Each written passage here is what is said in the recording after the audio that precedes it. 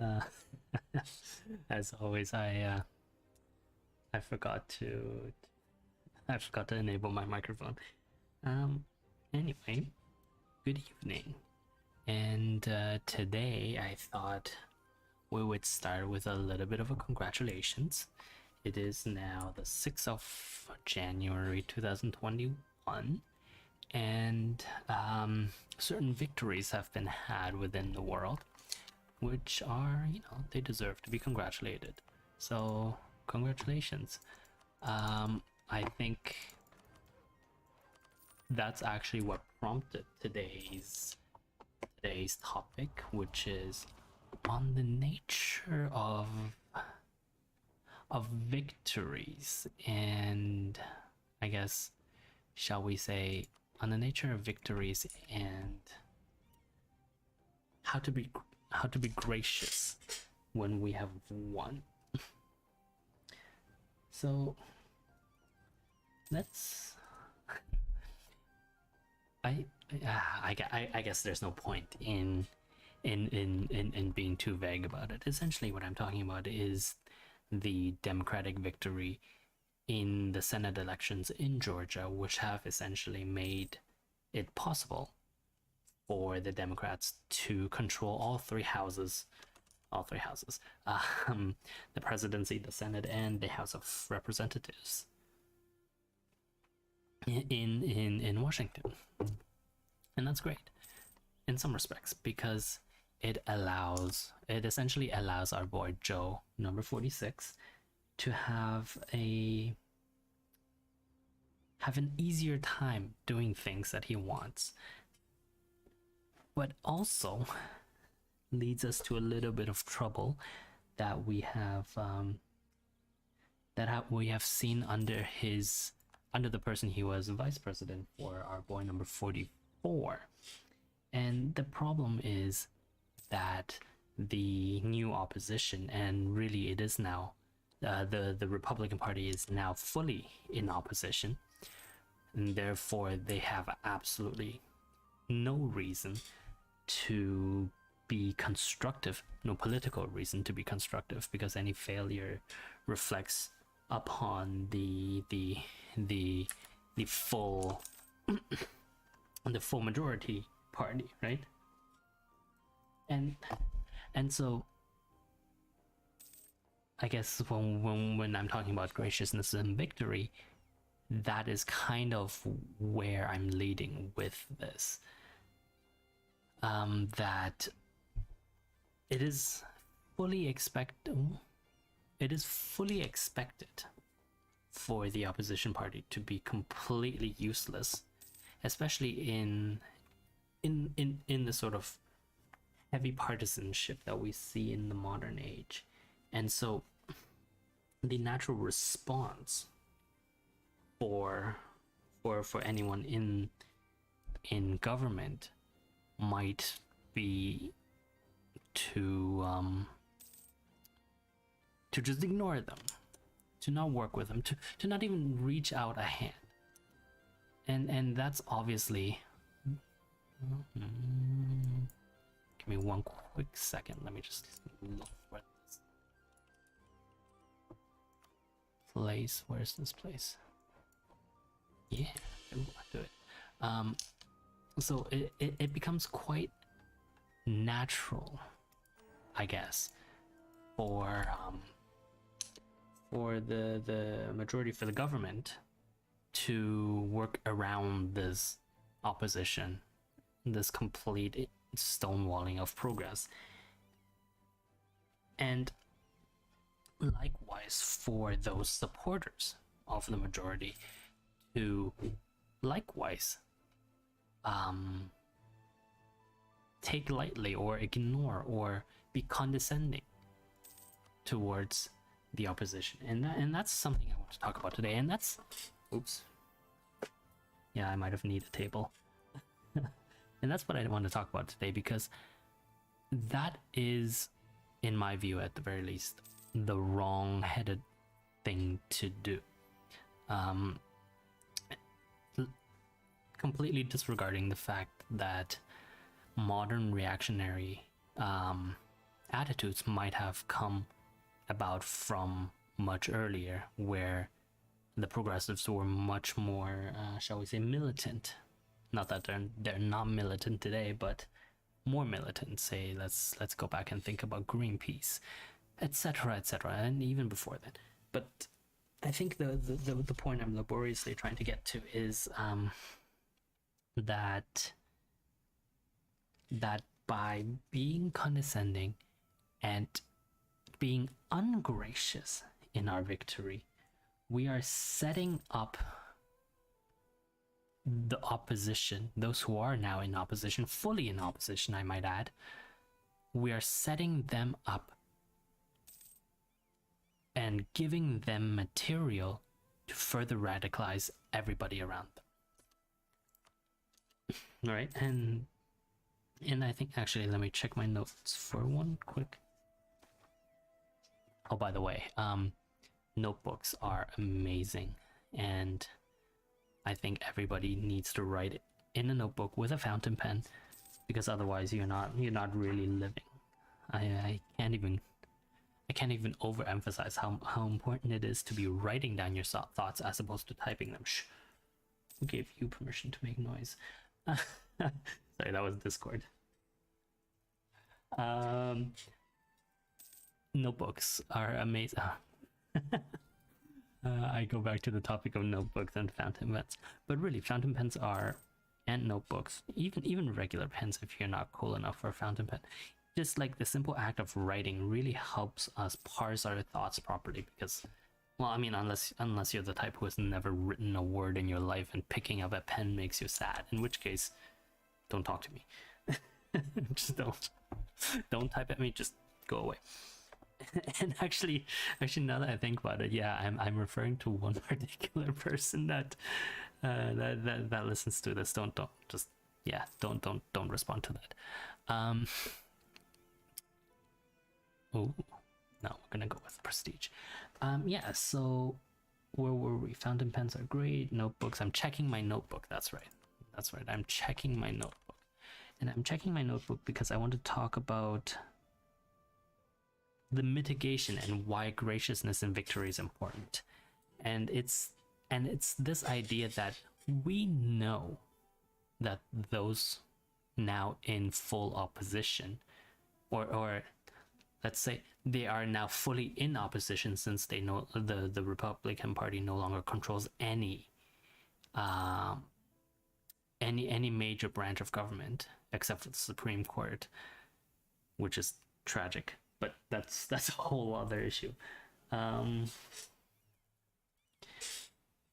We know that because they're now in full opposition, because they control nothing, that they will be counterproductive, and that they will be radicalizing themselves with all sorts of tactics. And we've seen our boy Ted start doing that,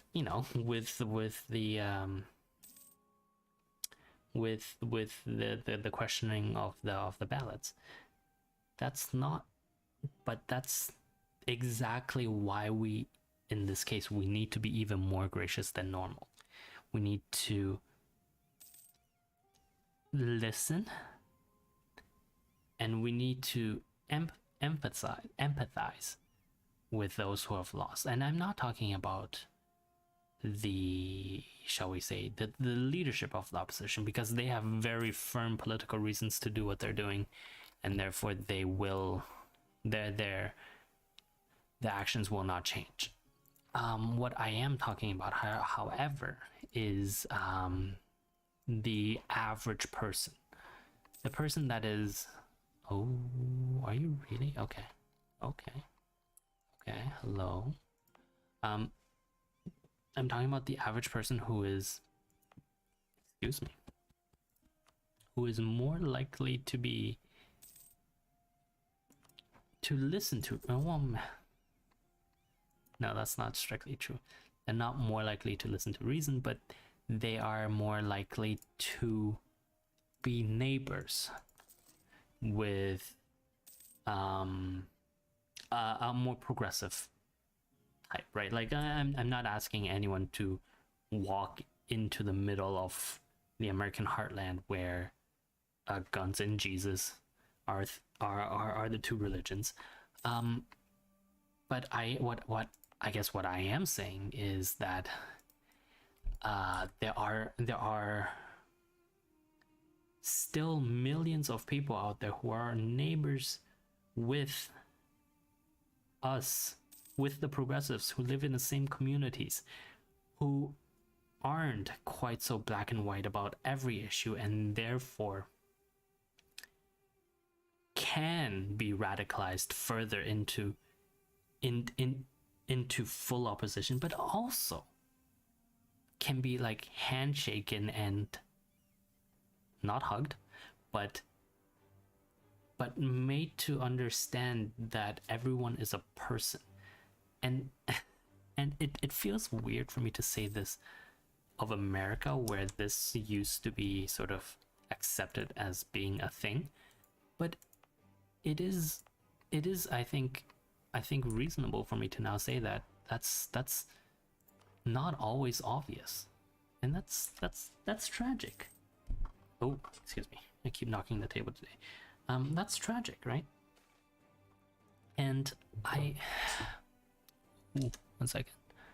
Gain 2 tax memo. Dun dun dun. 30%.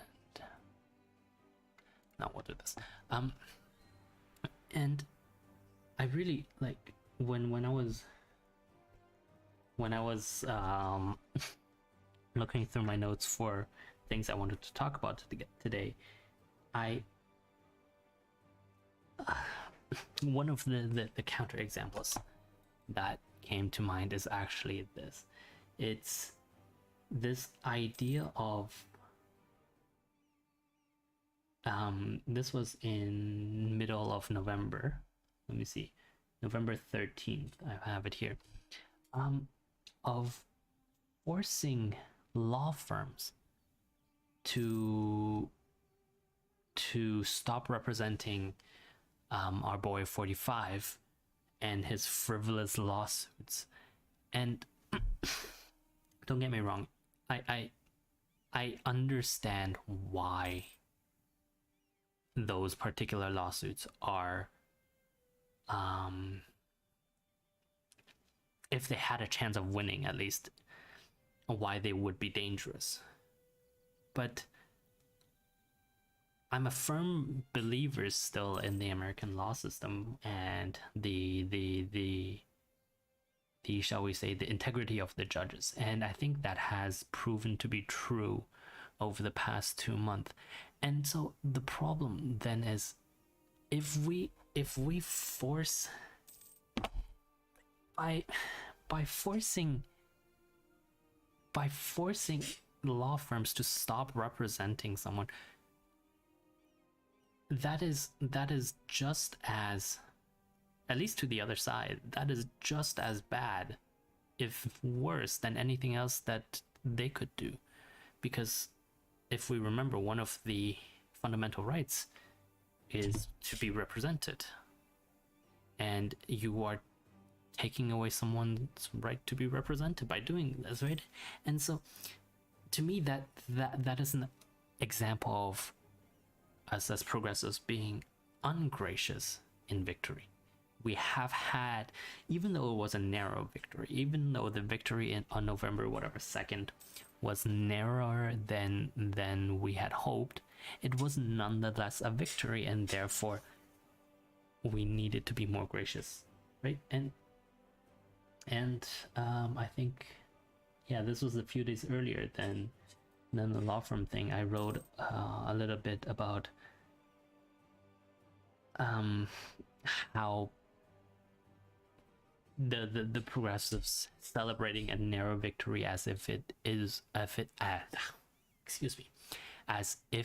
was a huge victory is actually radicalizing the opposition for that very reason, right? Like saying stuff like, we have soundly rejected the bigotry and divisiveness, blah blah blah, chosen leaders who stand for opportunity, blah blah blah blah blah. All of that sounds amazing until you think about it. and you realize that it is crap, right? Because if you look at the numbers don't say that. There is no sound victory. So I it's it's upsetting to me because these are obvious things that we as people, let me rephrase that. Liberals like to think themselves more accepting, diverse, and empathetic. I think nobody will disagree with me on that. At least if everything else today, someone would disagree with me on. And and we are not doing that when we are not showing grace in victory. And the fact that we're celebrating like somehow we won a world war, that somehow we have defeated fascism, that's